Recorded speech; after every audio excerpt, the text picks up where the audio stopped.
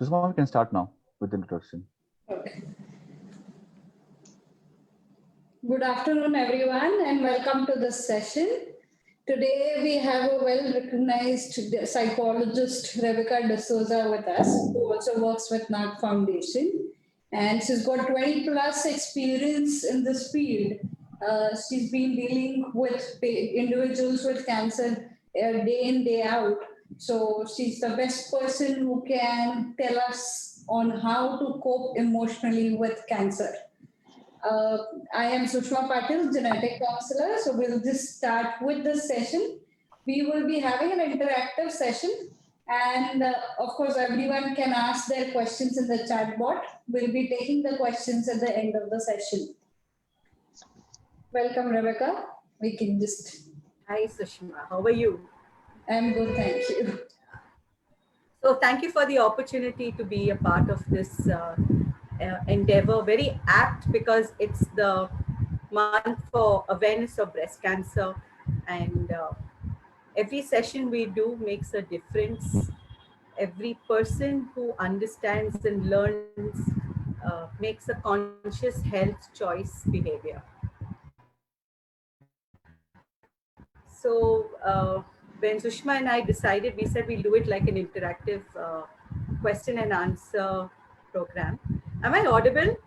Yes, we are able to hear you. Hello, We are Sushma? able to hear you. Okay. Okay, fine. So how do we begin? So, Rebecca, I had, of course, multiple questions. So, what I was thinking is, what I wanted was to, I'll ask you questions, and if you could just guide us, what would be the best approach? How do we go about with it? So, of course, when a patient goes to a doctor and the doctor says that you have cancer, it is a big news, and so much changes just in that second. So, how does a person actually face this news?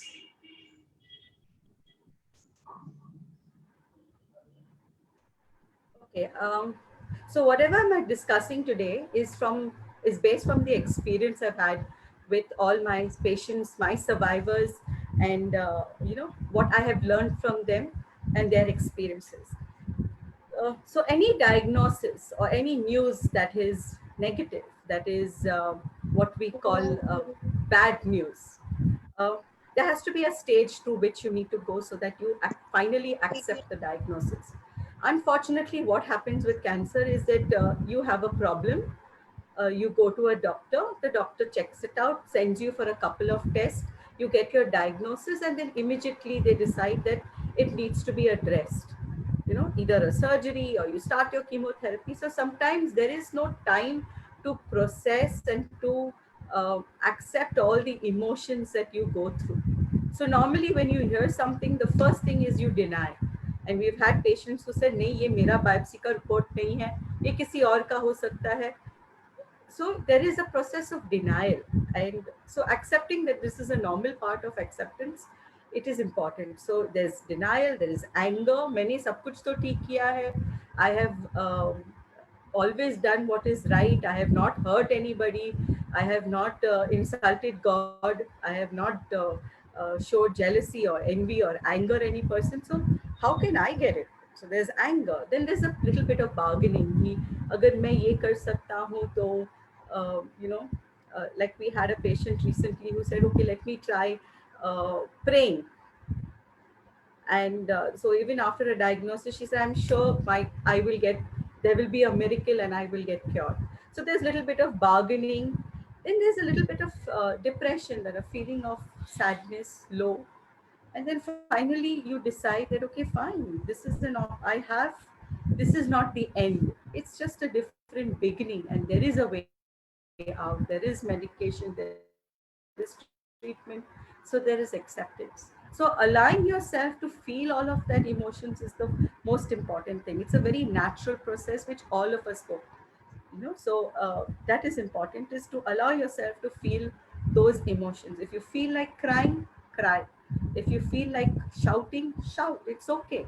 Feel those emotions, because then there is acceptance. And once there is acceptance, then it is a conscious decision you are making in your treatment, that this is what I am going to go forward.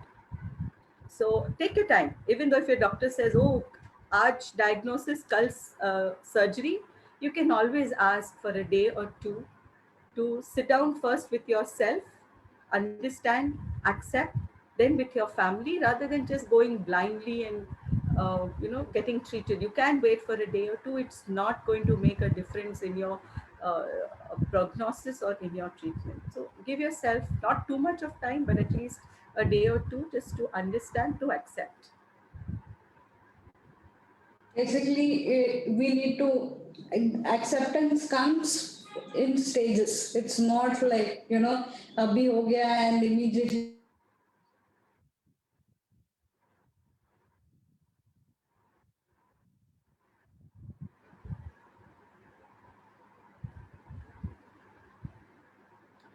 Sushma, I can't hear you.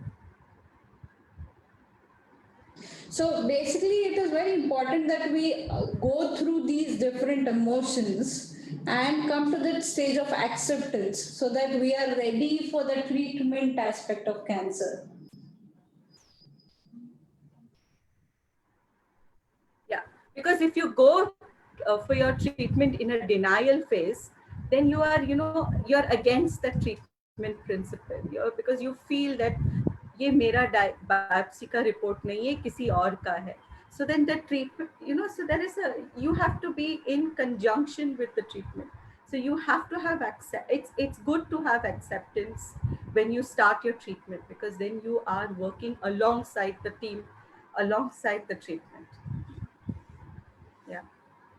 Okay. I hope that kind of Then answers your comes, question. yes, yes. I think the next thing which comes is, should I tell my family? Whom should I tell? Is it okay that I don't talk about this to anyone? So there are two aspects to this, Sushma. A is very often in our scenario, in my 20, not 20 years, about 18 years of experience in this field, is that we have two scenarios. A, the family decides that my patient should not know the diagnosis. So they withheld the diagnosis from the patient. The second scenario is that the patient decides that I don't want everybody to know, so maybe just my immediate family. So in both the situations, a little bit of understanding has to be there. When the family decides for the patient, there is always a sense of incompleteness with that patient. And very often we've seen it in our practice. Very often we've seen it, especially in the daycare, कि यहाँ पे तो सब cancer के patient है, तो मुझे क्यों लाते हैं, मुझे तो कैंसर नहीं हुआ है. And today's patient is not blind. They see, they understand. You don't have to be educated in the sense to understand what the disease is. There's so much of it that's being discussed in on the television, in the newspapers, in regional languages, so it's all available with you. So you may not want to tell the prognosis, but it is important for a patient to know the diagnosis. Remember, treatment of cancer is multidisciplinary. You have different specialists working, but the most important part of the treatment team is the patient itself. And unless the patient is not a part of that team, then the treatment is incomplete. So, allowing your patient to understand the diagnosis, to accept the diagnosis, is important. And who do I tell? I tell people who are concerned with me. So you don't have to tell everybody, but at least for that kind of emotional and psychological support, I think your family is a priority.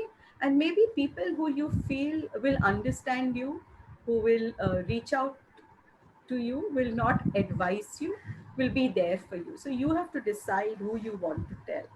But trying to journey the cancer treatment and the process by yourself is also very difficult. So having people who understand you, who kind of will be there for you, is also important. But that is your choice, who you want to tell, who you don't want to tell. Patient is a very important aspect of this whole journey, and it is good that they also understand what they are undergoing and what kind of treatment. Plus, I guess the support makes a lot of difference. Emotional, psychological support. Yeah. Yeah, because Sushma, let's look at it as when you hear the word cancer, many people say um, it's equal to cancelled, or I don't want to hear this. There's so much of stigma and so much of like misinformation that is there out in the public. So then, that's why you need that kind of emotional support. That's why you need to be a part of the treatment team also. Okay. Then, how do I disclose this information to my children? Because, of course, we have so many people who are having early onset cancer nowadays. Rather, I would say at any age, it's such a difficult decision or difficult conversation to have with family members, your parents, children, your relatives. How do I go about with talking about this? I would just like to share uh, one of my survivors' story with you. So I had this. I, along with being a psycho-oncologist or working with cancer, I also work with young adults, and I was attached to one of the teaching institutions here in Pune, and this teacher recommended or referred one student because he was very withdrawn, socially isolated, and also. Uh, I met the student, and coincidentally, I found him very familiar. So I called for his parents, and right enough, his mother was our patient. She was our patient. Now she's a survivor. And I started talking with the mother and the father, and I realized that the child was about 8 or 10 years old or 9 years old when the mother was diagnosed, and she did not tell him anything. She did not tell him why she was going to the hospital so often, why she lost her hair, why he wouldn't be allowed to play with her, why she, so in his head he kind of came up with his own answers, and he said, this is what he said, I thought she was sick because I had done something. And most cases you will find children tend to internalize, or they tend to blame themselves that in some way they are responsible for what's happening with the parents. So then we kind of discussed what had happened, and she kind of shared with him, and he finally understood. So when you're disclosing your diagnosis with your children, you need to first consider their age. Younger kids don't really understand what's happening, but you need to inform them that, just like how you fall sick, I'm also falling sick, but this you have to take long time, long medicines. It will take a long period of time, and my hair is falling. So they are prepared, not in the entire sense, but they kind of understand that there is something wrong with my mom, and she's taking all this medication, or my father, with this, that he is going to get better. And it's also important to kind of roughly give a timeline. Say, okay, this medication is going to go over for 3 months, or it's going to go over for 5 months, and after that I'll be all right. So depending on the age of the child, you need to decide how much of the disease you want to disclose or share with your children. Also remember, if I'm not mistaken, children learn about cancer when they're in the standard 4. So they kind of know the disease, they understand it. They have in their own, like in my daughter's school, they had somebody who had cancer. There was an appeal for that child, so they've heard of it, they know of it. So you have to decide how much you want to tell the child and at what age. But you should, because then it creates a lot of gaps for them. There is a question to say, what about disclosure to aged and ailing parents? Um, it's very difficult, because it's for a parent to see your child going through distress is also difficult. But again, you decide how much you want to tell your parent. And because with the diagnosis of cancer, there are very certain side effects which are pretty easy for people to read, that there is something wrong. So loss of of hair, uh, surgical scars, long terms of absences. So parents also wonder कि इसका behavior क्यों इतना बदल गया है? Why isn't he coming or she coming to meet me so often? What's the problem? When I call her, she's not available at certain times. So telling your parent that this is what's happened with me, and I'm getting the best treatment options, and I'm going to get better is, I think it's the right thing to do. Remember, I said it's all about a teamwork. So a part of your team is your family, which sometimes includes your parents.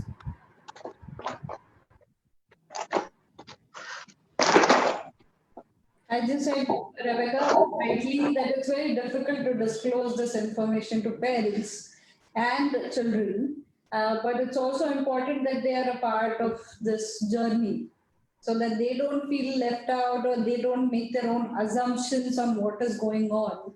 And I think once they understand, they'll also be a part of, encouragement, giving us the best support possible. So yes, it makes a lot of difference. And with kids, they are seeing a lot of movies with cancer. There's so much of information around that and plus not appropriate information also regarding cancer. That how cancer might mean to losing a family member. So the child might even feel fear regarding it. So yes, I think thank you for addressing this important question. Also, Sushma, one thing that I forgot to mention is that you can always get your treating doctor to talk about it to your kids or to your parents, because they will, especially with parents, because they have their own questions. So when you have an open dialogue with your treatment team, a lot of those doubts and will be clarified. Hello. Sorry, yes. Yeah. So I think that's what I always maintain. It's a multidisciplinary team of doctors. So you talk to them, and your parents also can have that the satisfaction. And most centers also have a counselor or they have a psychologist a part of it. So you can always get their help. You can get them to address it if you feel that it's a little awkward, or you don't feel that you will be able to open to your children or to your parents. So you can take their resources are available for the patients also. Now I think about the individual who is undergoing this journey. So I feel there are. Sorry. Yeah, sure. Okay. Please, everyone, can you mute yourself? Mute कर दी थी ना.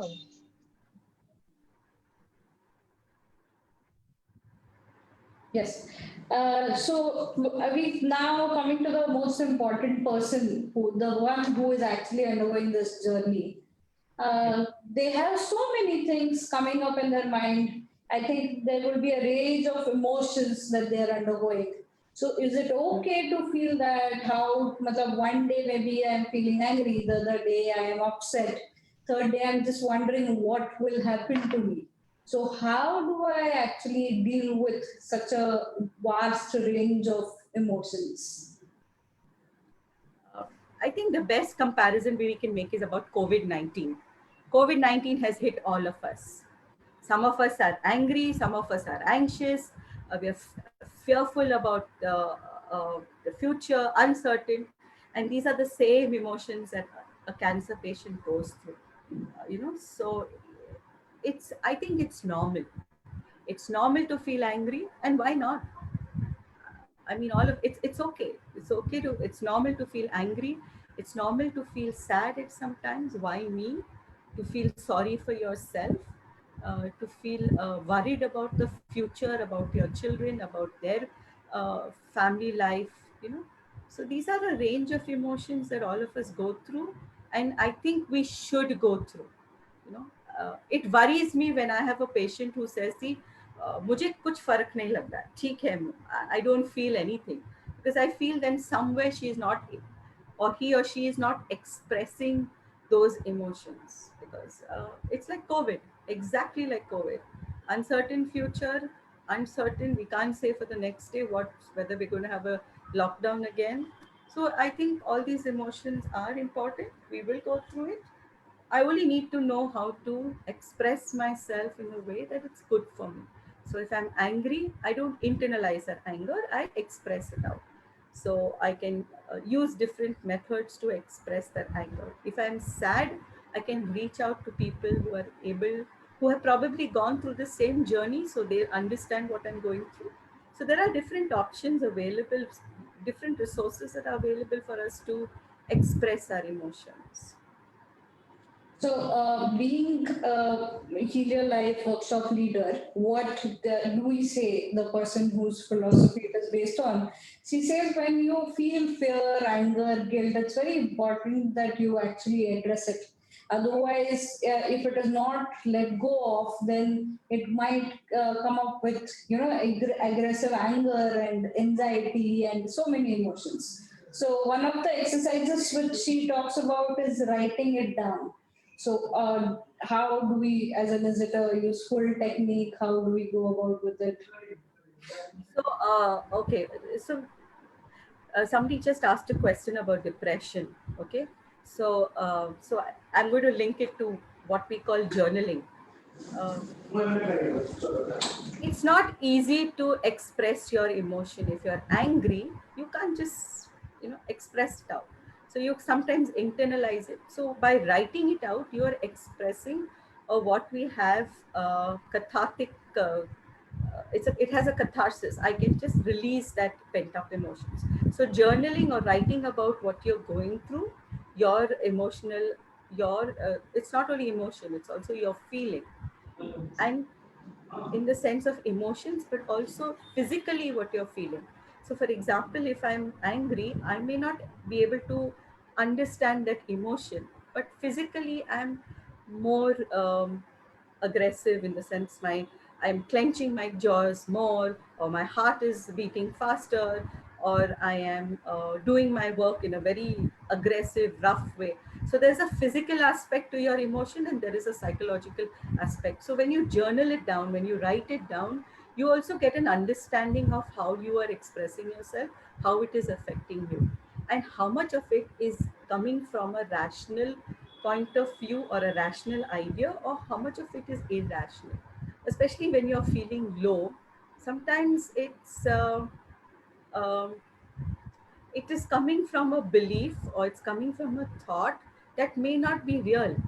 Like, for example, somebody has asked a question about fear of relapse or a fear of a recurrence. So even if you see the fear aspect, it is like a curve. When you are undergoing your treatment, fear is not so much.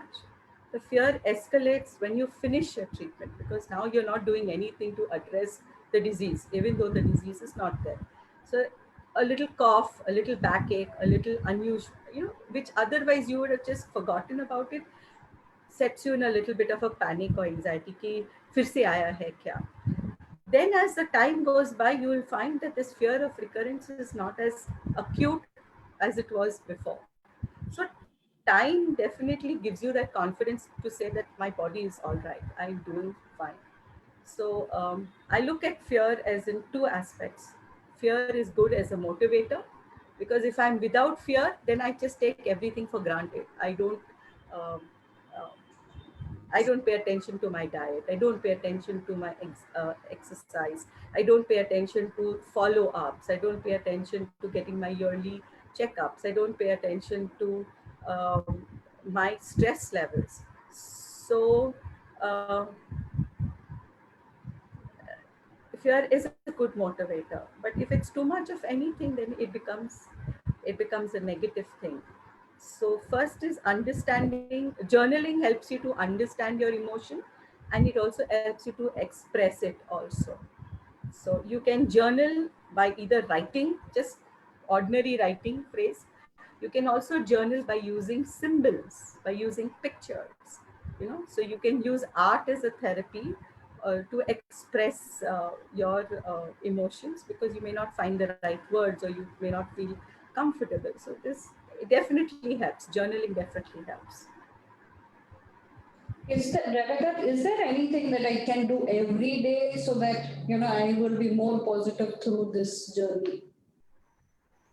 Um, okay, there's something called mindfulness. Uh, so mindfulness is about being in the present moment. We are so worried about the future, कि उसके बाद क्या करना है. So being aware of today, of the moment, is very important. So I think what really helps that you can do every day, not only for cancer patients or cancer survivors, but also for all of us, is one, to start your day with a good breathing exercise and to be aware of that breath. And as you are breathing, to clear your thoughts, kind of put it in a better perspective, more as an affirmation, more as a booster or motivator. Second is a little exercise always helps. We need those happy hormones. So exercise helps you to increase your immunity. It has shown, research has shown that um your risk of recurrence does decrease.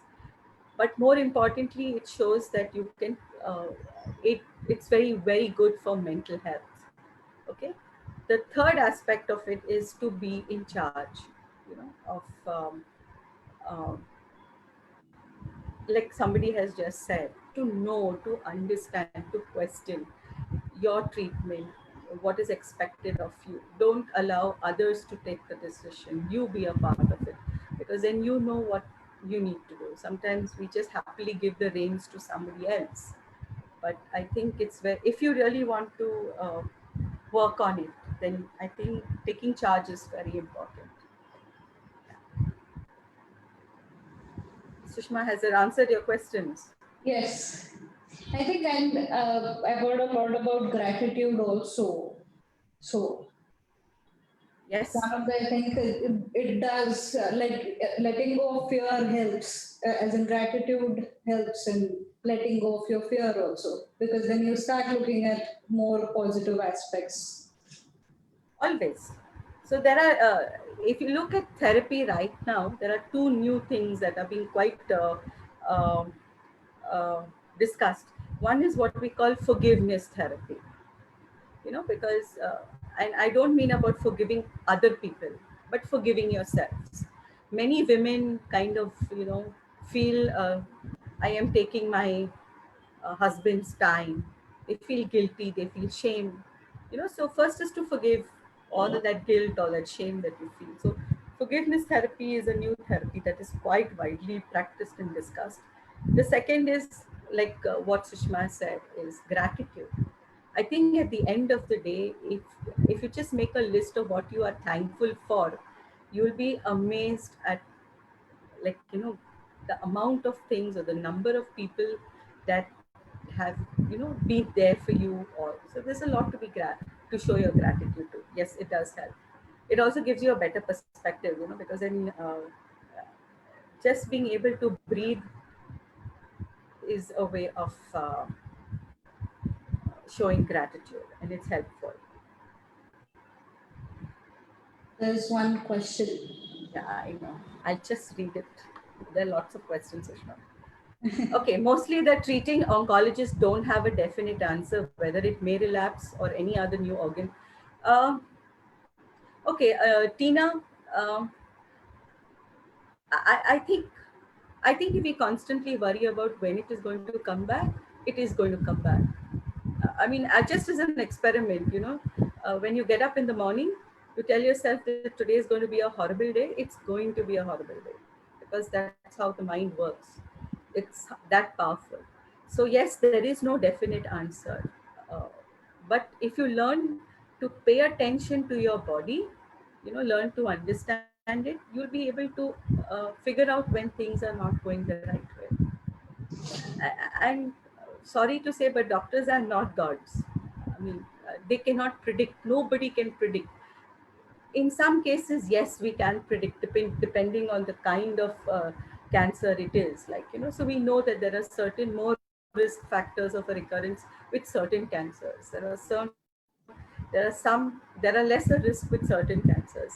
But I think if we live each day as it is, enjoying it, then I don't have to worry about will it come again, because then I'm losing out on those moments.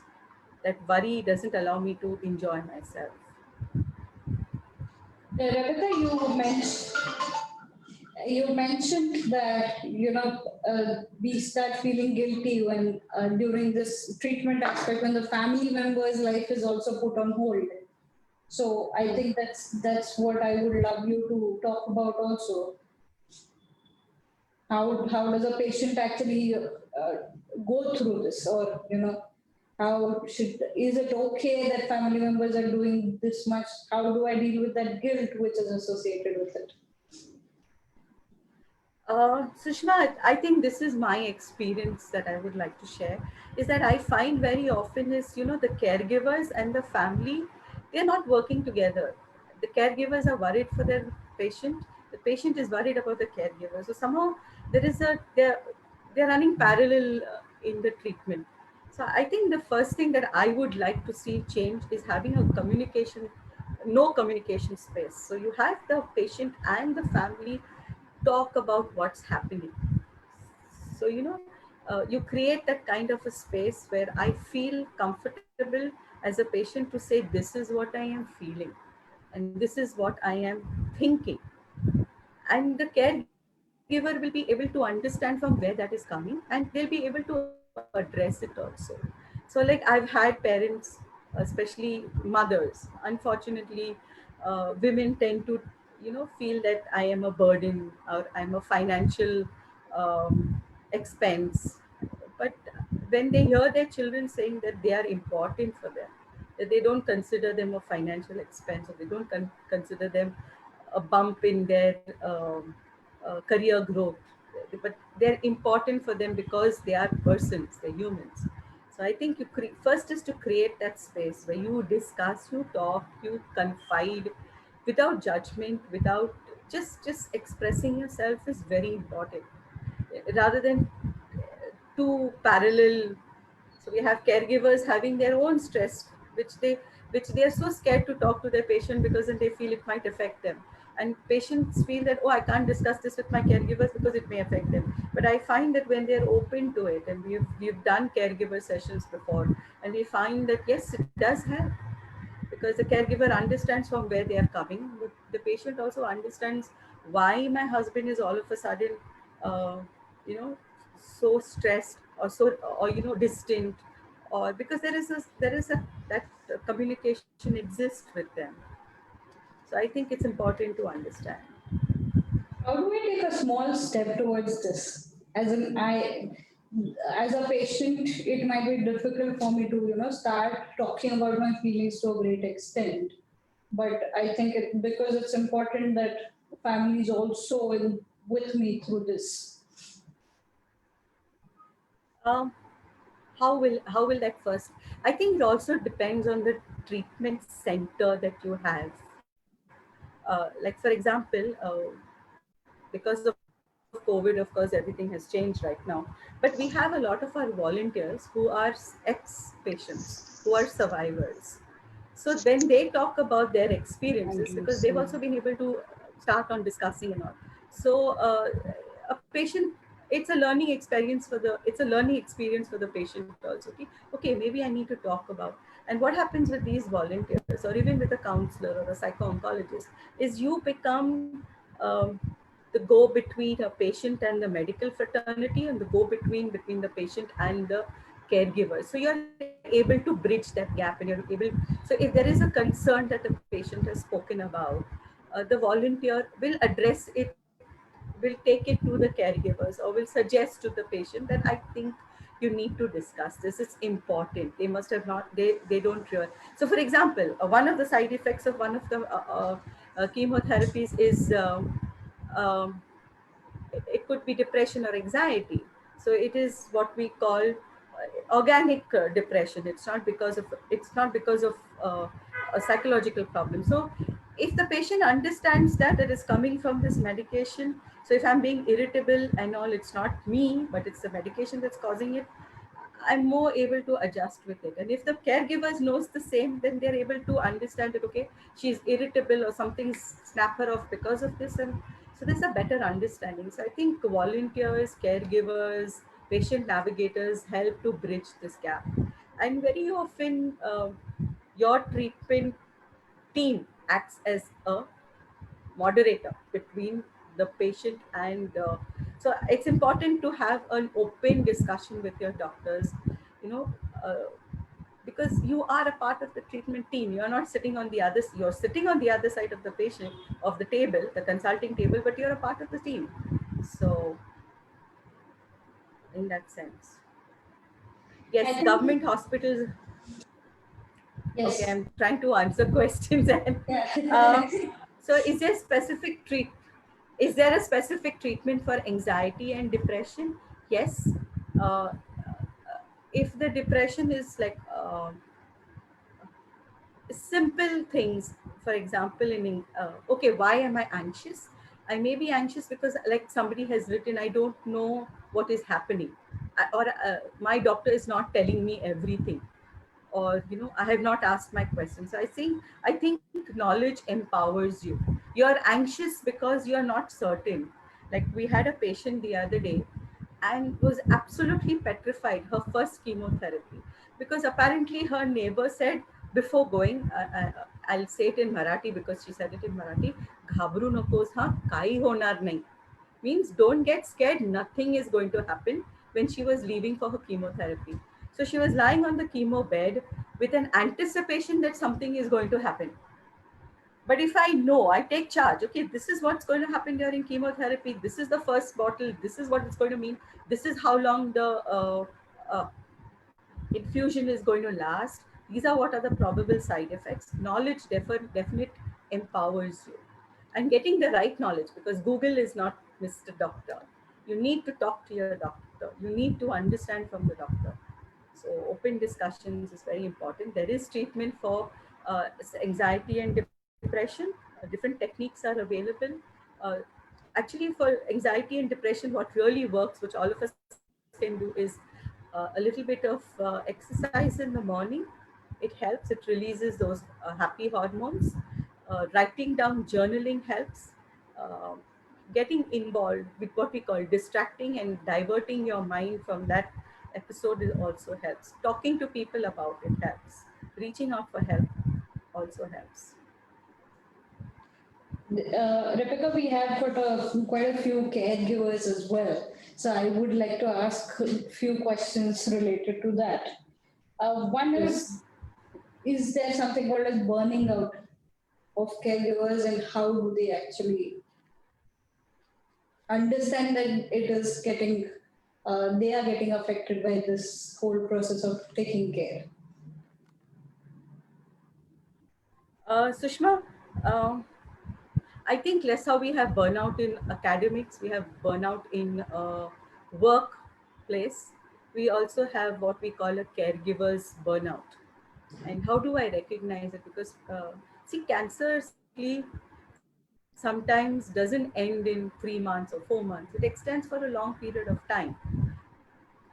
Hello? Yes, we are able to hear you. Okay. Yeah, because you're frozen, so that's why I got a little worried. Okay. So how do I recognize that I, as a caregiver, I'm feeling a little stressed out? A is there is a physical fatigue. I am tired, my body is tired. And there is a psychological fatigue. I'm feeling low, I'm feeling sad, nothing interests me. I'm just doing everything very mechanical because it needs to be done. Uh, there is there is a period where we go through social isolation, because we feel like it's not fair that I should have fun when my patient is not so well. So I tend to withdraw from my usual activities, from my friends, or from what I used to do. There is a change in your attitude also. You feel the positivity which was there in the beginning is no longer there. Everything is very negative. There's irritability which you cannot express at your patient, because you feel, how can I as it is, she is going through so much, and if I'm irritable. So that is also a sign of caregivers burnout. um, Disturbances in sleep is another symptom. And basically, getting angry at smaller things is also a part of caregivers burnout. So at this point, I would just like to say one thing is that caregivers, as caregivers, and a lot of us are caregivers, is that life continues for everybody, for the patient as well as for you. So learning to balance it out is important. Learning to ask for help is important. Sometimes as a caregiver, I take up all responsibilities.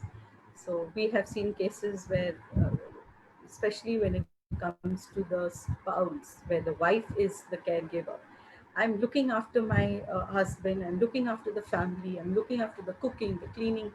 So I am going to feel fatigue, I'm going to feel tired. So asking for help is also one way to meet caregivers burnout or fatigue. You know, it's okay to ask somebody, can you mind my children for some time? It's okay to take a day out and say, I need to spend time with a couple of my friends just to de-stress, because it gives you that renewal of vigor, of energy to go back to being a caregiver. So caregivers fatigue is very real. We have seen it with a lot of our caregivers, and it's important to look after yourself physically, psychologically, emotionally, socially, as well as spiritually. So I hope that answers. Yes. I think if caregivers take care of themselves, then they'll be better able to take care of the patient. I always give the example of when you're flying, what's the first thing that the air hostess says? You look after yourself, then you look after somebody else. If you're not okay, nobody's going to be okay. You know? So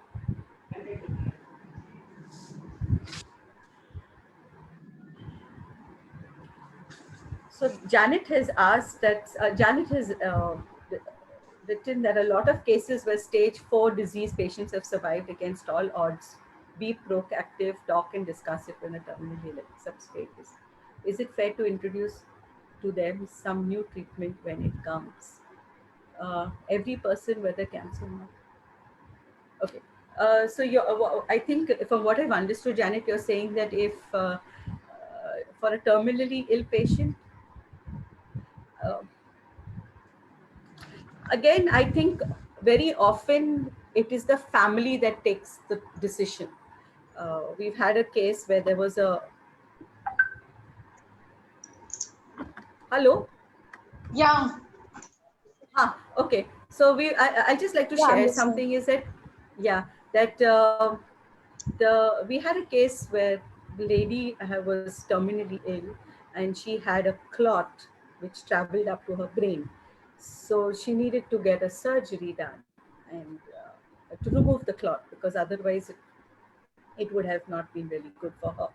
So Yeah. when she came to us, and when the family came to us and discussed it and said, okay, um, what should we do? And so we said, look at the ways and the cons, the pros and the cons. If you go ahead with surgery, she may have not a very good quality of life.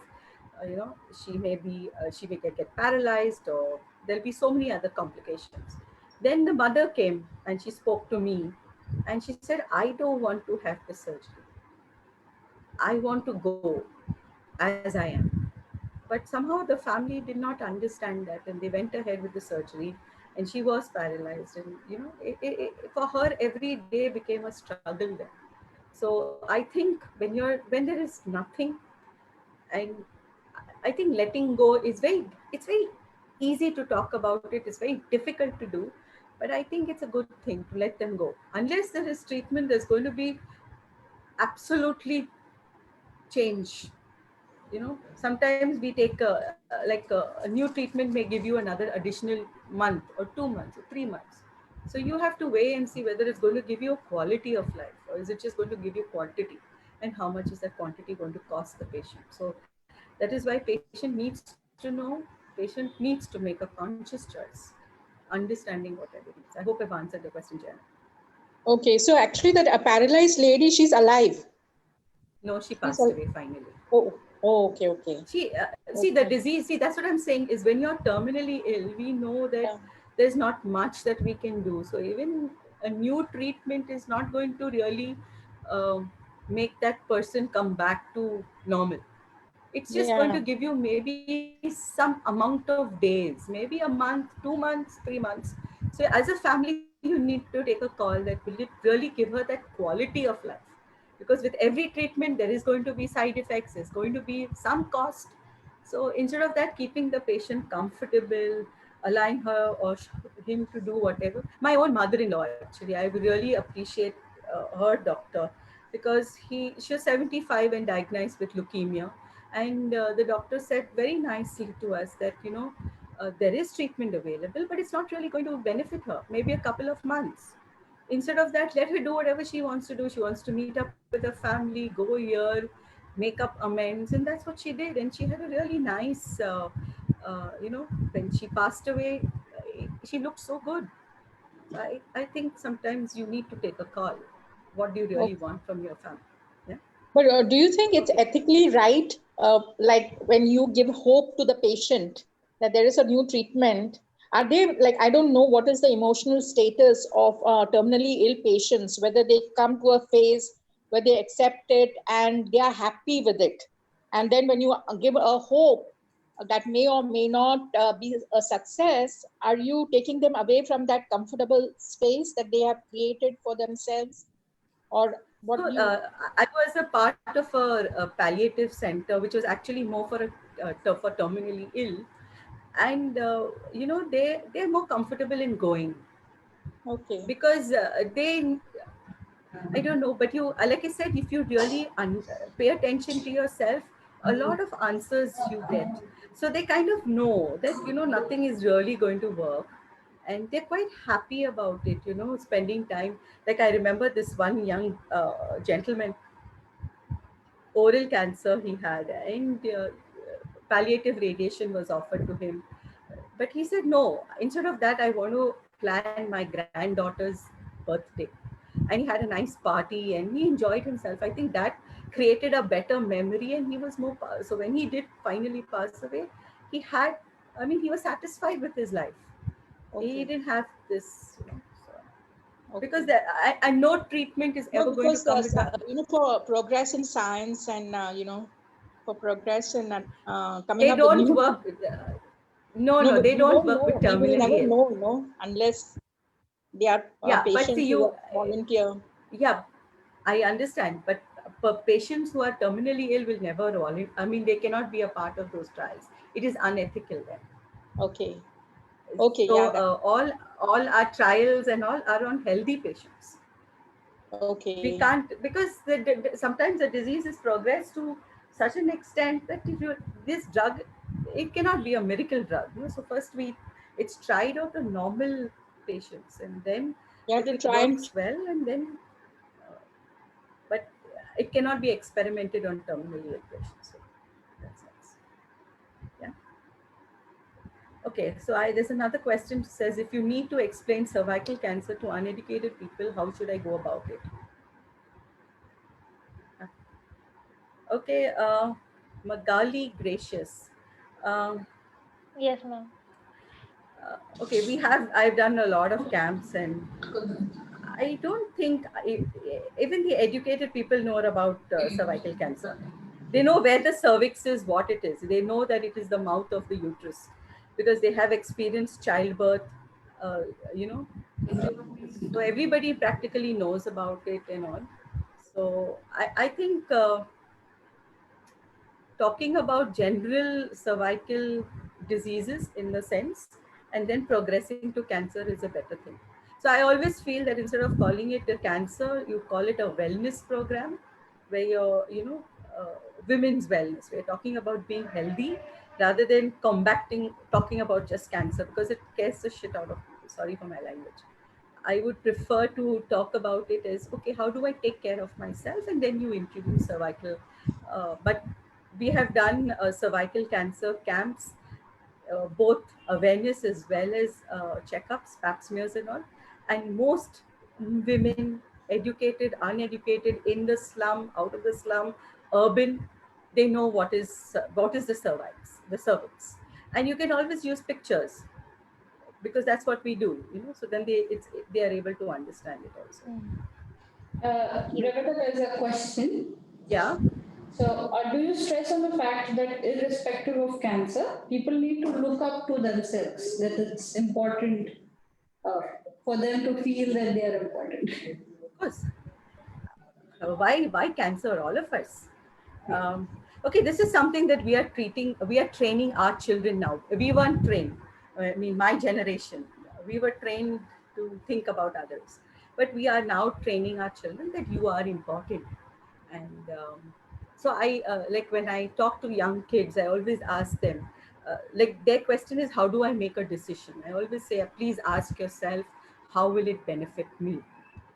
I think if you focus on yourself and if you are healthy, both physically and psychologically, then everything else around you also will be the same. So you must stress on yourself. You must work on yourself.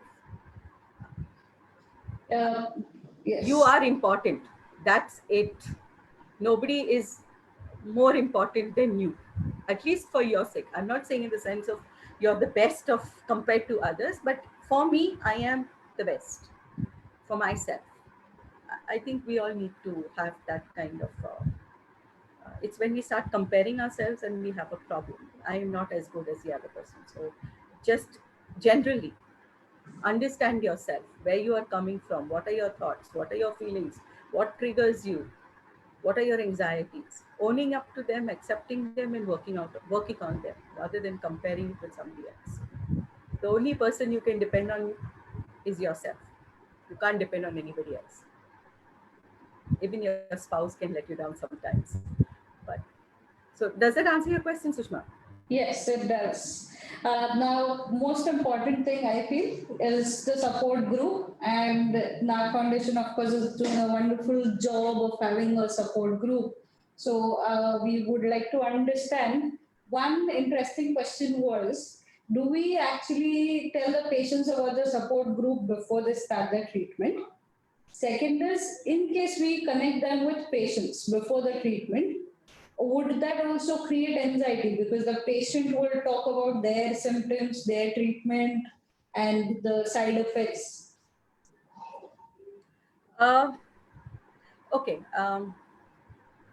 I think support groups across, whether it is cancer, whether it is support groups for depression, support groups for parents with autistic children is very good, because it is what we said, it is a support.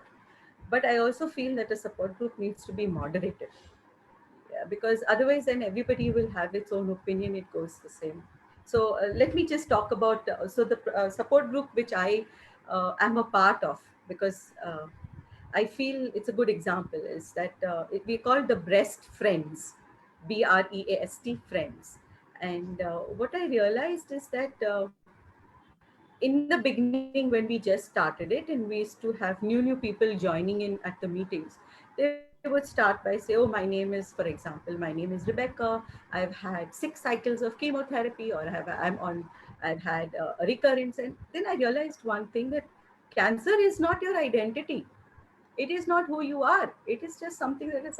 I don't say I am Rebecca D'Souza and I'm a diabetic, or I am a asthma patient. So why should cancer be your identity? We are meeting there because we want to grow in knowledge. We want to grow in compassion. We want to grow as a support for others. So a support group is important. It does definitely help, because you have people who will support you. And we have a WhatsApp group, and I've seen it work. Sometimes a patient who's anxious will post her anxiety, and you will not have anybody who says, oh, I also went through it and I'm still going through it. They'll say, oh, I also felt the same, but try this, it worked for me. And definitely you're not alone. We are all there, we are praying for you. And like somebody has said, prayer is an important part of our culture, and it does help. So, but the support group needs to be moderated. You need to have somebody who kind of leads the way, nudgingly, not taking charge of it, but just putting it into a shape. And what else did you said, Sushma? Sorry. Yes. So, when do we put this idea of connecting with patients? Is it a good idea to, connect with patients before the treatment, because every cancer patient is different?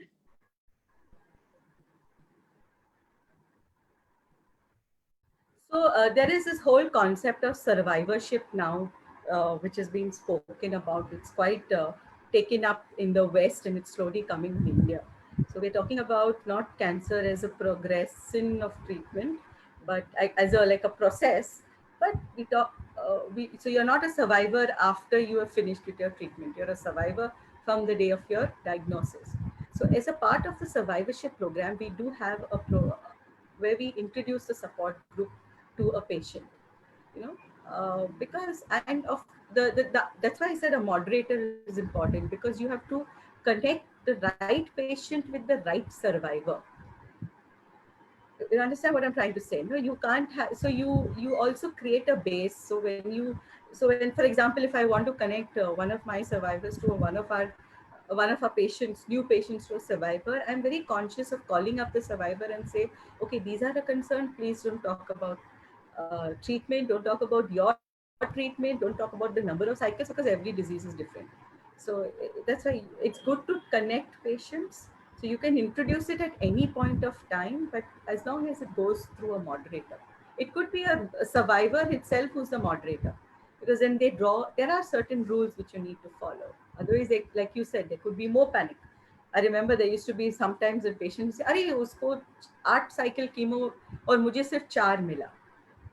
You know, they compare. I mean, it happens even in the daycare.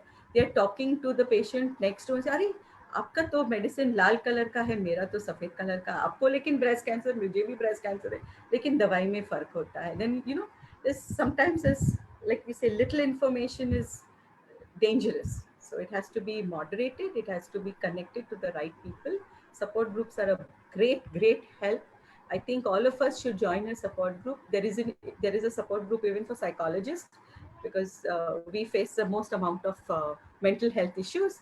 So I think support groups by and large is good, as long as it's moderated. Are there any books that you would like to suggest? In my opinion. Definitely.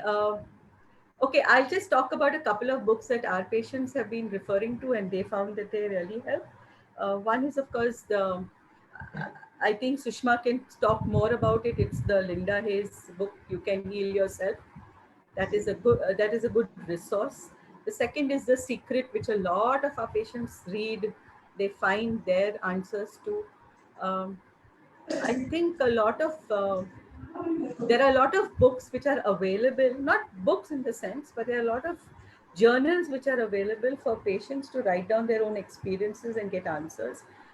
They're a part of these huge cancer institutes, whether it's the Mayo or if it's the Australian hospitals, which they have their own books. So I think for my side, I think You Can Heal Yourself is a good resource, as well as The Secret is a good resource.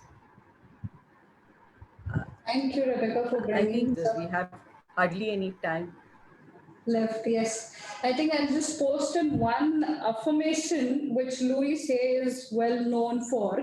Link of that YouTube video which you can go through. Yes. It is Louise herself was a cervical cancer patient, and she has used all these techniques which she speaks about in her book.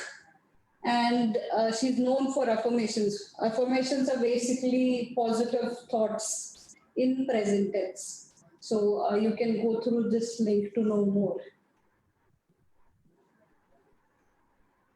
I think also one thing is that you shouldn't, a lot of people will tell you, oh, be positive all the time, but it's not possible to be positive. So to understand that there are times you're going to be negative, and it's okay. Therefore, affirmations really help. So go through the resources available for everyone.